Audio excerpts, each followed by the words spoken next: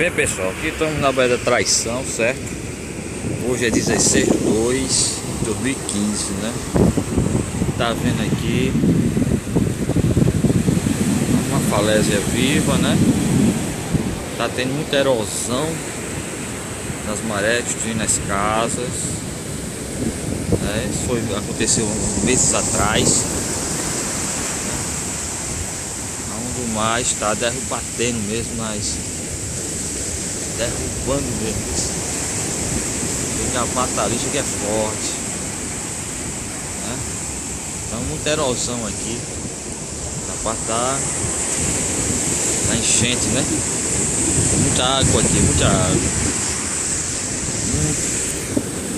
Bahia muito bonita.